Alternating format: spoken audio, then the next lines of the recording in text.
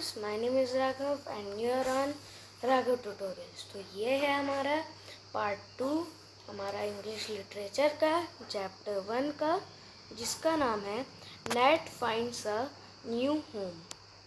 सो पिछली वीडियो में हम लोग ने इस चैप्टर के 5 पैरा पढ़े थे और इस वीडियो में हम लोग इस चैप्टर को ख़त्म कर देंगे और इस चैप्टर के अभी 5 पैरा बचे हैं। So let's begin the video. So the hall however presented the most inviting view of all. जब आपको पिछली वीडियो में मैं थोड़ा आपको रिकैप दे देता हूँ। ये देखिए यहाँ पर जब नेट उस क्या कहते हैं उस प्लम फील्ड में जब गया था तो उसने रोजी फेस मेड ने उसको बैठने को बोला। तो उसके बाद उसने जब हॉल में देखा तो उसको कई सारे गेम दिखे और कई सारे रूम्स दिखे जहाँ पर गेम्स थे, डेस्क थे और बहुत सारे बच्चे थे।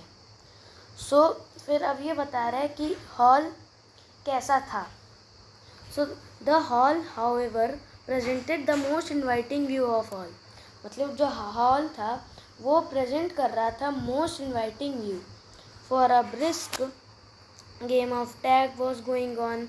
One landing was devoted to marbles, the other two checkers. मतलब ये बताना चाह रहा है कि वहाँ पर गेम थे, कौन कौन से टैग थे और मार्बल्स थे और चेकर्स थे। While the stairs were occupied by a boy reading, a girl singing a lullaby to her doll. और जो स्टेयर्स थे जो ऊपर की तरफ जाते थे फर्स्ट फ्लोर पर, वहाँ पर एक बच्चा बैठा था, एक बुक रीड कर रहा था और एक गर्ल अपने डॉल को ललाबाई सुना रही थी। फिर वहाँ पर 2 पपीज़ और एक किटन भी थी। And a constant succession of small boys sliding down the banister. अब जो हमारी स्टेयर्स होती हैं उसके साइड में एक रेलिंग टाइप लगी रहती है, उसको हम लोग कहते हैं बैनिस्टर। सो उसी से ऊपर नीचे वो लोग स्लाइड कर रहे थे। कौन? Small boys.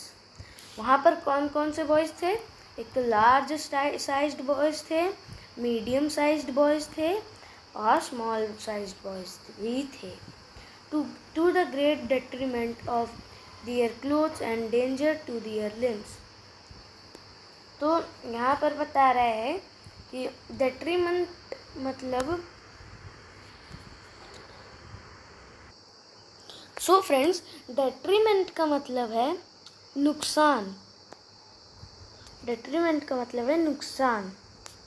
To their clothes मतलब उनके क्लोथ्स का नुकसान हो रहा है और डेंजर है मतलब कभी भी उनके लिम्स में चोट आ सकती है। मतलब लिम्स मतलब पैर।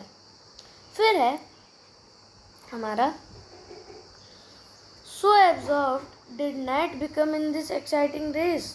सो नेट को ये सब बहुत अच्छा लगा और नेट भी सोच रहा था कि मैं इस एक्साइटिंग रेस में आ सकता हूँ। That he wanted farther and farther out his corner। मतलब जब उसने देखा तो वो एकदम मतलब उसको इतना अच्छा लगा तो वो जो जिस कॉर्नर पर था वो उससे दूर आते रहा, मतलब उस हॉल में धीरे धीरे जाने लगा।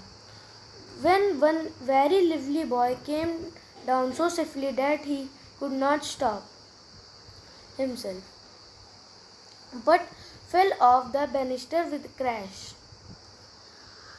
तो फिर जो बच्चे थे जो बैनिस्टर से स्लाइड कर रहे थे वो उसमें से एक बच्चा था जो कि बैनिस्टर से इतना तेज गलती से मतलब इतना स्पीड में ऊपर से नीचे आया कि वो बैनिस्टर से ही गिर गया। तो फिर नेट ने अपने को भूल कर उसके पास जो गिरा था उसके पास तुरंत भाग के गया। Ran up to the fallen rider. He was expecting to find him half dead. तो उस नेट सोच रहा था कि आधा डेड मतलब हाफ डेड मतलब आधा अनकॉन्शियस। फिर the boy however only winked rapidly for a second.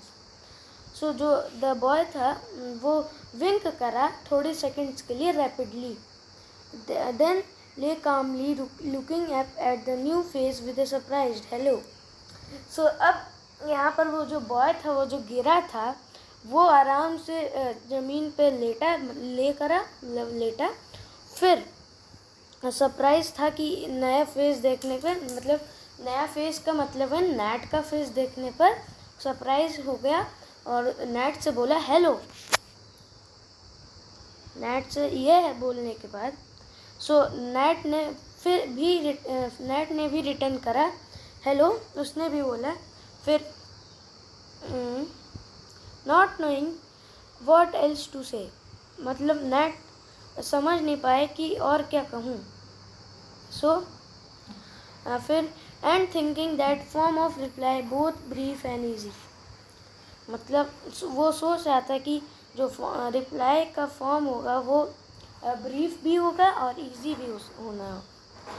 फिर उस लड़के ने पूछा are you a new boy, asked the boy without moving, मतलब उसको इतना एक्साइटेड हो गया था कि हाँ मैंने नया कोई आया हमारे यहाँ, उससे बात करना है बिना उठे।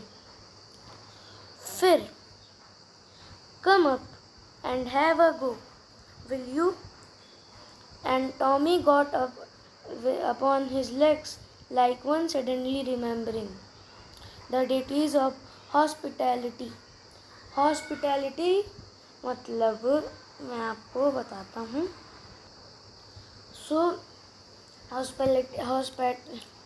क्या है हमारा वर्ड?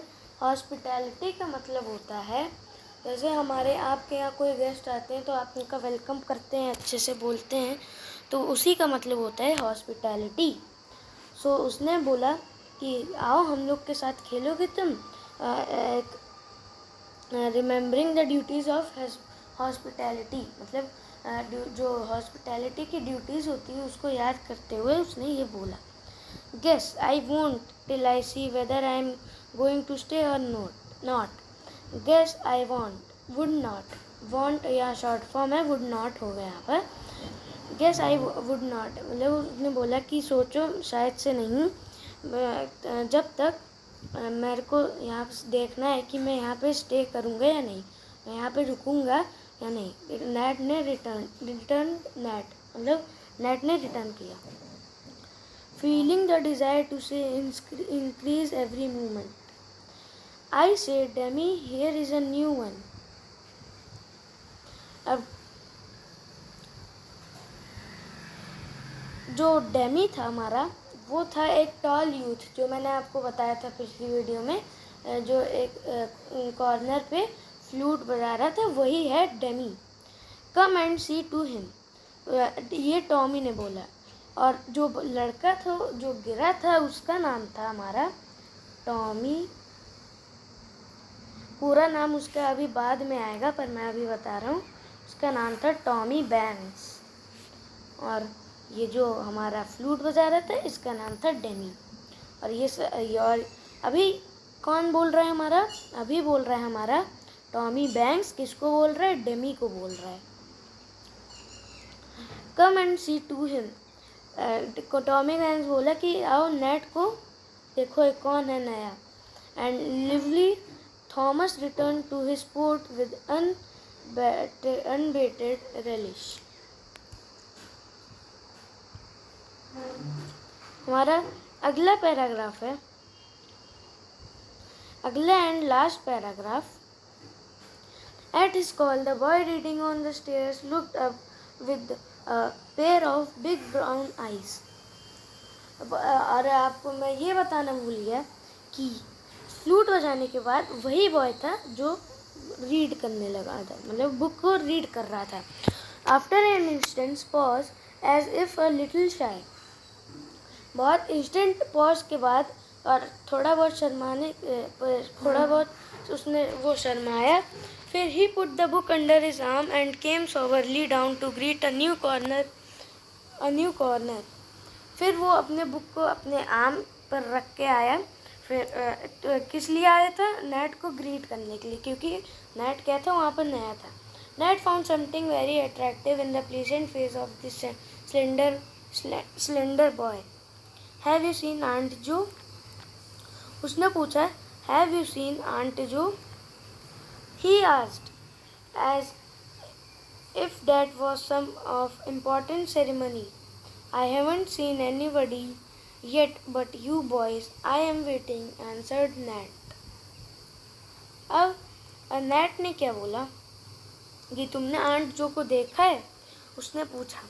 फिर as it some important ceremony, उसने बोला कि कोई इम्पॉर्टेंट सेरेमनी है और मैंने किसी को नहीं देखा है पर तुम लोग को देखा है बॉयज़, और आई एम वेटिंग, वो नैट वेट कर रहा था, आंसर्ड नैट।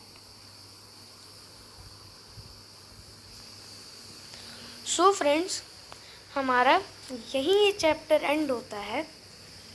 सो अब हमको इस चैप्टर से क्या पता चला? हमको इस चैप्टर से पता चला कि नैट एक ऑर्फन बॉय है, कितने साल का? 11 इयर्स का। और ये उसके जो अंकल हैं मिस्टर लॉरेंस, जो कोई इसको ऑर्फनेज में रखे थे, उन्होंने इसको प्लमफील्ड जाने को एक लेटर भेजा। लेटर के साथ उसको भी भेजा ताकि वो उसको डिलीवर करे, साथ ही साथ वो वहीं रुक जाए। सो फ्रेंड्स, ये थी हमारी आज की वीडियो, और अगर आपको वीडियो अच्छी लगी तो लाइक करिएगा और चैनल पे नहीं होंगे तो सब्सक्राइब करिएगा। Thanks for watching, bye bye.